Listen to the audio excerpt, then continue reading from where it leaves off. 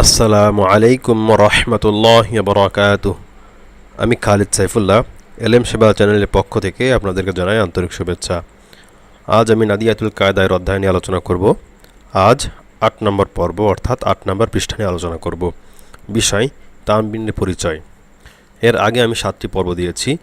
এই নাদিয়াতুল কায়দা মোট ২৭টি পর্ব হবে। আজ ৮ নম্বর পর্ব চলতেছে। আর আপনারা এর আগের যে কটি পর্ব আছে বা সম্পূর্ণ ভিডিওগুলো দেওয়া হয়ে গেলে আপনারা কিভাবে পাবেন সেটা হলো নিচের ডিসক্রিপশনে নাদিয়াতুল কায়দা অধ্যায়ের একটি লিংক দেওয়া আছে। সেই লিংকে ক্লিক করলে আপনারা সবকটি পর্ব একসাথে দেখতে পারবেন।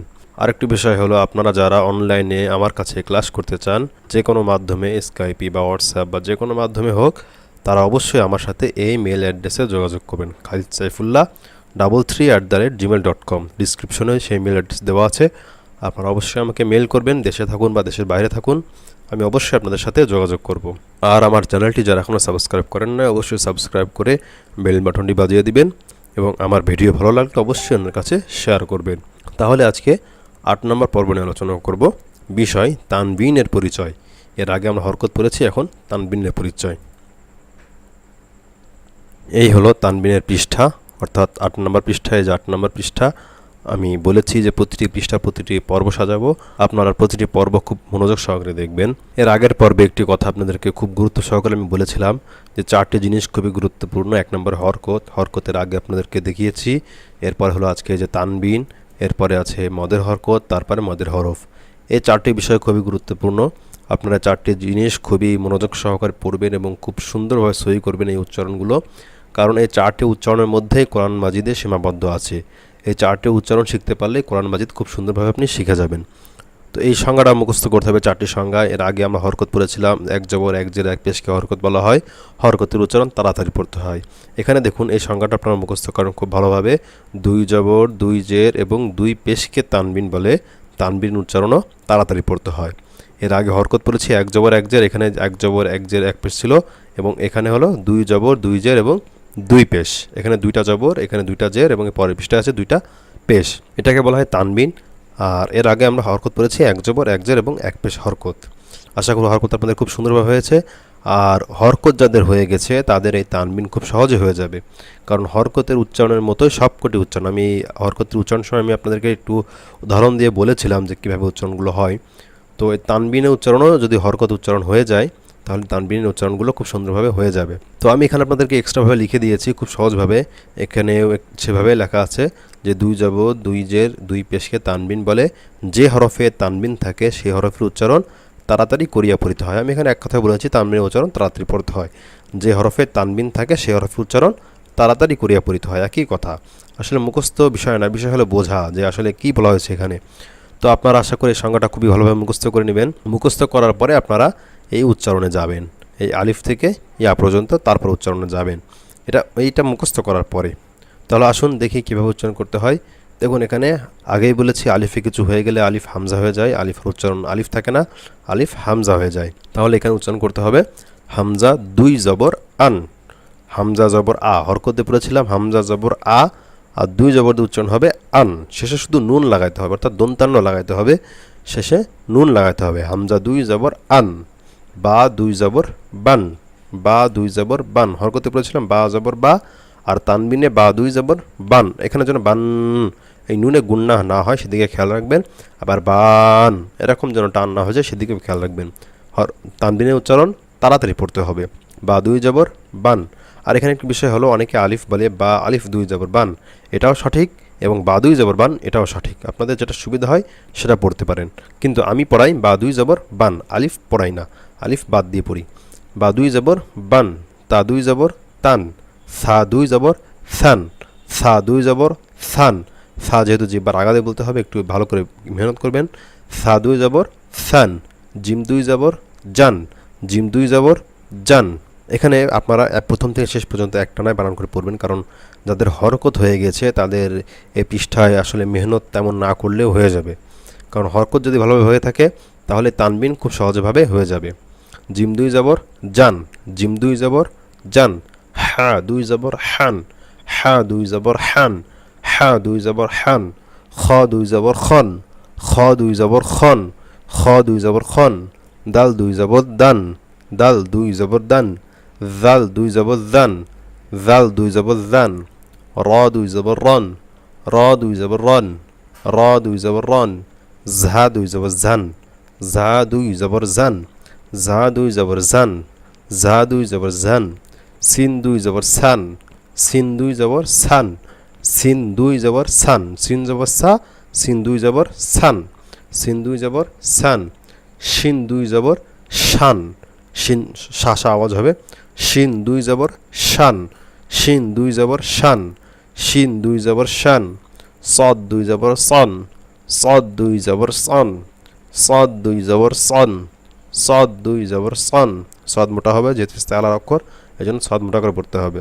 দদ দুই জবর দন, দদ দুই জবর দন, দদ দুই জবর দন, দদ দুই জবর দন, ত দুই জবর তন, ত দুই জবর তন, ত দুই জবর তন, জ দুই জবর জন, জ দুই জবর জন, জ দুই জবর জন, আইন দুই জবর আন, আইন দুই জবর আন, আইন দুই জবর আন, আইন দুই জবর আন, আইন দুই জবর আন, গইন দুই জবর গন, গইন দুই জবর গন, গইন দুই জবর গন, গইন দুই জবর গন, ফা দুই জবর ফান, ফা দুই জবর ফান, কফ দুই জবর কন, কফ দুই জবর কন, কফ দুই জবর কন, কফ দুই জবর কন, কফ দুই জবর কন, কাফ দুই জবর কান, কাফ দুই জবর কান, কাফ দুই জবর কান, লাম দুই জবর লান, লাম দুই জবর লান, লাম দুই জবর লান, লাম দুই জবর লান, মিম দুই জবর মান, মিম দুই জবর মান, মিম দুই জবর মান, নুন দুই জবর নান, নুন দুই জবর নান, ওয়াও দুই জবর ওয়ান, ওয়াও দুই জবর ওয়ান, হা দুই জবর হান, হা দুই জবর হান, হামজা দুই জবর আন, হামজা দুই জবর আন, ইয়া দুই জবর ইয়ান, ইয়া দুই জবর ইয়ান। তো এইভাবে আমি 2-3 বার পড়ছি একটা উচ্চারণ। আপনারা অবশ্যই বেশি থেকে বেশি উচ্চারণ করেন, 10 বার 15 বার করে উচ্চারণ করবেন। আর বিশেষ করে কয়েকটি অক্ষর কঠিন আছে, যেমন হলো এই সা উচ্চারণ কঠিন করতে হবে, জাল একটু কঠিন আছে আমাদের যেগুলো হয় না, সদ দ ত জ আইন গইন কফ, হ্যাঁ এই উচ্চারণগুলো, ওয়াও এবং ইয়া, এই উচ্চারণগুলো আমাদের সচরাচর বেশি হতে চায় না। এই উচ্চারণগুলো আপনারা বারবার করে একটু মেহনত করবেন। আপনারা সাধারণ উচ্চারণ যেমন নুন দুই যেমন নান যদি আপনি 10 বার পড়েন তাহলে ওয়াও দুই জবর ওয়ান আপনি 20 বার পড়বেন। ওয়াও দুই জবর ওয়ান, ইয়া দুই জবর ইয়ান, এই উচ্চারণগুলো একটু বেশি পড়বেন। ত দুই জবর তন, এই ইস্তেআলার অক্ষরগুলো একটু মোটা করবেন, বেশি করে পড়বেন। এবার হলো আপনারা, আমি হরকতের পর্বে আপনাদেরকে এভাবে পড়িয়েছিলাম যে মাখরাজ ভিত্তিক যে উচ্চারণটা, কারণ যেহেতু এই 27টি পর্বের মধ্যে এক্সট্রাভাবে কোনো মাখরাজ দেওয়া নাই, যদিও এবার শেষে মাখরাজগুলো দেওয়া আছে, তো আসলে সব মাখরাজ আমাদের পড়া লাগে না বা না পড়লে হয়ে যায়। তো সেক্ষেত্রে যেটা না পড়লে নয় সেগুলো পড়তে হবে। যেমন 13 নম্বর মাখরাজ, জিহ্বার আগা সামনের উপরের দুই হাতের আগার সাথে লাগাইয়া 3টা অক্ষর উচ্চারণ হয়, সা জাল এবং জ, এই 3টা অক্ষর, সা জাল এবং জ। এটা হলো কয় নম্বর মাখরাজ? 13 নম্বর মাখরাজ। 13 নম্বর মাখরাজ, জিহ্বার আগা সামনের উপরের দুই হাতের আগা, সামনের উপরের দুই হাতের আগার সাথে লাগবে। আপনারা সা বলার সময় সা বলে ফেলে অনেকে, অর্থাৎ জিহ্বার আগা মাখরাজে গিয়ে লাগে না। জাল বলার সময় জাল বলা হয়, অনেকেই বলে ফেলে, এই জন্য এটাও সহি হয় না। জ বলার সময় অনেকে জ বলেন, জ। আসলে জ বললে পুরো উচ্চারণটাই হবে না, কারণ জ একটি মোটা অক্ষর, ইস্তেআলার অক্ষর, মোটাও করতে হবে এবং জিহ্বার আগা দিয়েও বলতে হবে। সেক্ষেত্রে আপনারা খেয়াল করবেন এই 3টা উচ্চারণ এই মাখরাজের মতন এই আলাদা আলাদা করে পড়বেন। সা দুই জবর সান, সা দুই জবর সান, সা 50 বা 60 বার করে পড়বেন। দেখবেন আপনার উচ্চারণটা কোথা থেকে হচ্ছে। আপনার নিজের উচ্চারণটা নিজেই খেয়াল করবেন যে আসলে আমার উচ্চারণটা সঠিকভাবে লাগতেছে কিনা, মাখরাজে গিয়ে জিহ্বার আগা সামনের উপরের দুই হাতের আগার সাথে লাগতেছে কিনা খেয়াল করতে হবে। সা দুই জবর সান, জাল দুই জবর জান, জাল দুই জবর জান, জাল দুই জবর জান, জাল দুই জবর জান। এরপরে জ মোটা হবে, জ দুই জবর জন, জ বলে কিন্তু হবে না, জ বলে জিহ্বার আগা কিন্তু সামনের উপরে দুই হাতের আগার সাথে লাগে না, সেদিকে খেয়াল রাখবেন আপনারা। জ মোটা হবে, জ দুই জবর জন, জ দুই জবর জন, জ দুই জবর জন। এই 3টা অক্ষর আপনারা যেমন 13 নম্বর মাখরাজে 3টা অক্ষর, 13 নম্বর মাখরাজ দিয়ে আপনারা খুব সুন্দরভাবে 3টা মস্ক করবেন। এরপরে আসেন 2 নম্বর মাখরাজ, অর্থাৎ আইন এবং হা, আইন এবং হা। এই হা দুই জবর হান, হা, আমাদের আইন হা সব থেকে কঠিন অক্ষর, কারণ আইন হা আমাদের বেশিরভাগ লোকেরই আইন হা হয় না, এবং এটা উচ্চারণ করতে গেলেও একটু কষ্ট হয়, একটু মেহনত বেশি করতে হয়। এই সা যদি একটু কয়েকবার পড়লে হয়ে যায়, কিন্তু এই হা আইন কিন্তু কয়েকবার পড়লে হয় না। এটা আপনার অনেক দিন ধরে মস্ক করে করে করে করে এটা গলার থেকে আনতে হবে এবং গলা চাপ দিয়ে বলতে হবে। হ্যাঁ দুই জবর হ্যান, হ্যাঁ দুই জবর হ্যান, আইন দুই জবর আন, আইন দুই জবর আন, আইন দুই জবর আন। শুধু এখানে না, প্রত্যেকটা জায়গায় যখন যে উচ্চারণটা এই আইন হা আসবে তখনই আপনারা বারবার করে বলবেন। আমি আমার নাজেরার অধ্যায়ে বা আম্পারের অধ্যায়ে যখনই আইন আসে আমি কিন্তু বারবার বলি যে এখানে বারবার করে আপনারা একটু মস্ক করবেন। হ্যাঁ দুই জবর হ্যান, আইন দুই জবর আন। এরপরে হলো 4 নম্বর মাখরাজ, জিব্বার গোড়া তার বরাবর উপরের তালুর সাথে লাগবে। জিব্বার গোড়া তার বরাবর উপরের তালুর সাথে লাগবে কফ। কফ দুই জবর কন, কফ দুই জবর কন, কফ দুই জবর কন, কফ দুই জবর কন। এটাও আমাদের অনেকেরই হয় না, কফ বলি কফ, কফ হবে না ক, এটা বাড়ি মারতে হবে, ধাক্কা মারতে হবে গলা দিয়ে। কফ দুই জবর কন, কফ দুই জবর কন, কফ দুই জবর কন, এভাবে। এবার সর্বশেষ হলো যে 7টি অক্ষর, ইস্তেআলার অক্ষর একটি সিফাত, খুবই গুরুত্বপূর্ণ। তো এই 7টি অক্ষর হলো খ, সদ, দদ, ত, জ, গাইন, কফ। 1 2 3 4 5 6 7, এই 7টি অক্ষর। এই 7টি অক্ষর মোটা করতে হবে, এটা হলো ইস্তেআলার অক্ষর। এর মধ্যে খ এবং গইন আমাদের হয়ে যায় স্বাভাবিকভাবে, মোটা না হলে, যেহেতু খয়ের সাথে অন্য কোনো অক্ষর সাদৃশ্য নাই, গইনের সাথে অন্য কোনো অক্ষর সাদৃশ্য নাই, এই জন্য এই দুইটা অক্ষর মোটা হয়ে যায় বা আমাদের উচ্চারণ সঠিকভাবে হয়ে যায়। বাকি থাকে 5টি অক্ষর, সদ, দ, ত, জ আর কফ। এই 5টি অক্ষর সব থেকে বেশি মেহনত করতে হয়, কারণ প্রত্যেকটা হরফের সাথে প্রত্যেকটা হরফের সাদৃশ্য আছে। এটা আমি আগেও আপনাদেরকে বলেছি, সদের সাথে সিনের সাদৃশ্য, দদের সাথে দালের সাদৃশ্য, তয়ের সাথে তায়ের সাদৃশ্য, জয়ের সাথে জালের সাদৃশ্য বা জয়ের সাথে জিমের সাদৃশ্য এবং কফের সাথে কাফের সাদৃশ্য। এই পার্থক্যগুলো আপনাকে অবশ্যই করতে হবে। আর আইন ইস্তেআলার অক্ষর না, কিন্তু আইন উচ্চারণ যদি ভালোভাবে হয় তাহলে প্রত্যেকটা অক্ষর উচ্চারণ বলতে সহজ হবে। যেমন সদ উচ্চারণ করতে গেলে আইনের আভাস পাবে, আইন। জিহ্বার গোড়া হালকা উপরের দিকে ঘুরে যাবে, এজন্য আইনটা বলতে পারলে এই উচ্চারণগুলো করা সহজ হয়ে যাবে। সদ দুই জবর সন, সদ দুই জবর সন। বিশেষ করে জের এবং পেশ দিয়ে হয় না, অর্থাৎ দুই জে দুই পেশ, যা জের এবং পেশ দিয়ে উচ্চারণগুলো আমাদের খুব সহজ হয় না। আমি সামনে জেরে আসলে বলবো আপনাদেরকে। সদ দুই জবর সন, দদ দুই জবর দন, দদ মোটা করতে হবে, দদ দুই জবর দন, দদ দুই জবর দন, ত দুই জবর তন, ত দুই জবর তন, জ দুই জবর জন, জ দুই জবর জন, কফ দুই জবর কন, কফ দুই জবর কন। এই হরফগুলো একটু মেহনত করবেন। আরেকটি বিষয় হলো এখানে দদ, দদ আমাদের বেশিরভাগ লোকেরই কিন্তু মাখরাজে হয় না। কারণ হলো আমরা একটু দদের মাখরাজটা দেখি, যে দদের মাখরাজ হলো 7 নম্বর মাখরাজ, জিব্বার গোড়ার কিনারা উপরের মারির দাঁতের গোড়ার সাথে লাগবে। আবার বলছি, জিব্বার গোড়ার কিনারা, জিব্বার গোড়া, ধরুন জিব্বার গোড়াই, অর্থাৎ জিব্বার গোড়া সাইড, এক পাশ বা দুই পাশ, জিব্বার গোড়ার কিনারা উপরের মারির দাঁতের গোড়ার সাথে বা মারির দাঁতের সাথে লাগবে। তাহলে কিভাবে আমরা দদ বলার সময় দেখুন, খেয়াল করুন, দদ বলেন এবং খেয়াল করেন যে আপনার জিব্বা কোথায় কোথায় কীভাবে লাগতেছে। আমাদের বেশিরভাগই দালের মাখরাজে গিয়ে লাগে, জিব্বার আগা উপরে, সামনের উপরের দুই দাঁতের গোড়ার সাথে লাগে, এই দালের মাখরাজে গিয়ে দদ লাগে। কিন্তু দদ কিন্তু জিব্বার গোড়া থেকে উচ্চারণ হবে, জিব্বার আগা দিয়ে না। এই জন্য আমরা একটু অবশ্যই যেন মোটা করি এবং সঠিকভাবে আমরা মাখরাজে গিয়ে এই দদ বলি, এই জন্য আপনারা খেয়াল করবেন। তো এই ছিল, এইভাবে আপনারা এই জবর দিয়ে, জের দিয়ে, পেশ দিয়ে প্রত্যেকটাতে এইভাবেই উচ্চারণ করতে হবে, কারণ এই উচ্চারণ খুবই গুরুত্বপূর্ণ। আপনাকে অবশ্যই ভালোভাবে এগুলো মুখস্থ করে আয়ত্ত করতে হবে, বারবার করে পড়ে পড়ে আয়ত্ত করতে হবে। অথবা আপনারা যদি এরকমভাবে আপনারা কারো কাছে শোনাতে পারেন তাহলে আরও বেশি ভালো হয়। আমার কাছে যেমন অনেকে এরকম আমার ভিডিওগুলো দেখে শিখে তারপরে আমার কাছে 2-3 মাস আমার কাছে অনলাইনে পড়ার পরে তারা খুব সুন্দরভাবে কোরআন সহিভাবে পড়তে পারে। এটাই হলো সবথেকে ভালো পন্থা। আর যদি আপনারা না চান তাহলে অবশ্যই আপনাদের মসজিদের ইমাম বা হাফেজ সাহেবগণের কাছ থেকে আপনারা শুনে একটু সহিব করে নেবেন। যেহেতু আমি আপনাদের পড়া শুনতে পারতেছি না, সেজন্য আমি এটা বলতেছি। তো এরপরে আপনারা যখন এভাবে হয়ে যাবে তখন এই প্রথম থেকে শেষ পর্যন্ত আপনারা আরেকবার পড়ে নেবেন, হামজা দুই জবর আন বা দুই জবর আন, এভাবে ইয়া পর্যন্ত পড়ে নেবেন।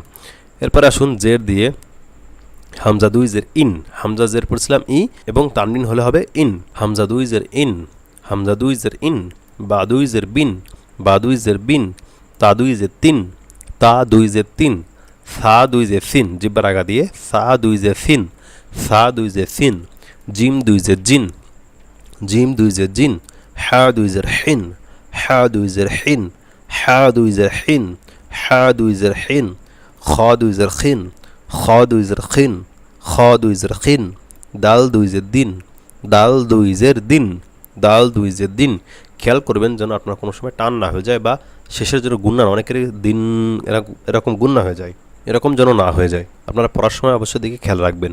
এরপরে জাল দুই জের দিন, জাল পাতলা হবে জিব্বার আগা দিয়ে, জাল দুই জের দিন, জাল দুই জের দিন, র দুই জের রিন, র দুই জের রিন, র দুই জের রিন, জা দুই জের জিন, জা দুই জের জিন, জা দুই জের জিন, সিন দুই জের সিন, সিন দুই জের সিন, শিন দুই জের শিন, শিন দুই জের শিন, সদ দুই জের সাইন, সদ মোটা হবে, সদ দুই জের সাইন, সদ দুই জের সাইন, সদ দুই জের সাইন, দদ দুই জের দিন, দদ দুই জের দিন, ত দুই জের তিন, ত দুই জের তিন, ত দুই জের তিন, জ দুই জের জিন, জ দুই জের জিন, জ দুই জের জিন, আইন দুই জের ইন, আইন দুই জের ইন, আইন দুই জের ইন, আইন দুই জের ইন, গাইন দুই জের গিন, গাইন দুই জের গিন, গাইন দুই জের গিন, ফা দুই জের ফিন, ফা দুই জের ফিন, ফা দুই জের ফিন, কফ দুই জের কিন, কফ দুই জের কিন, কফ দুই জের কিন,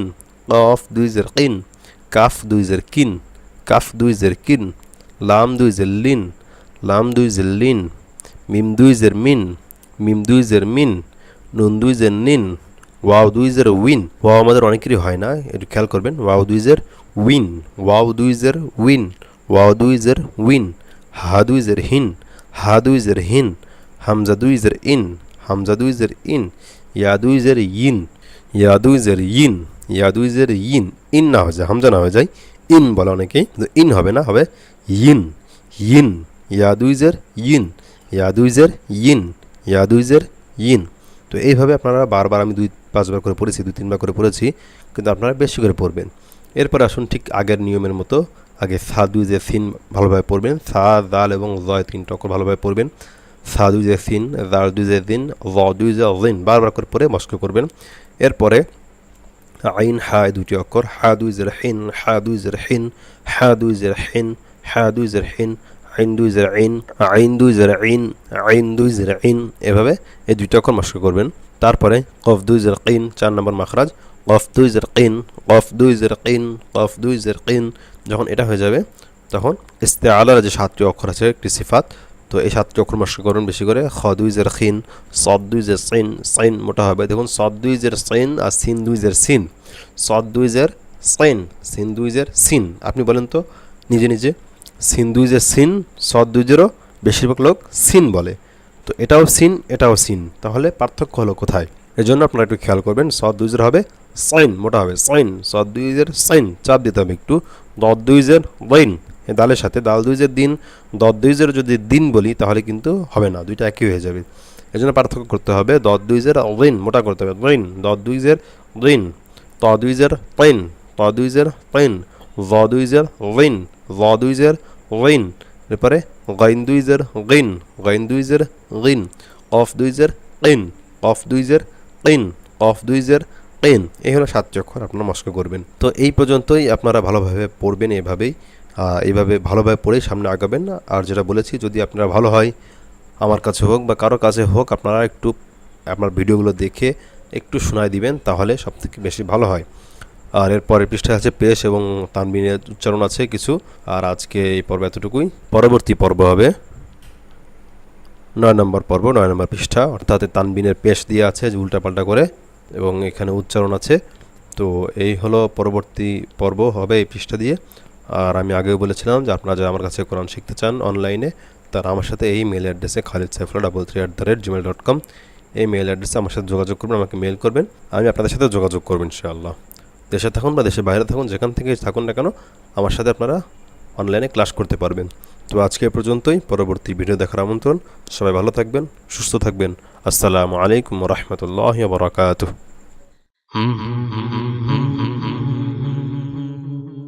এলেম সেবা সর্বদা মানুষের কল্যাণে।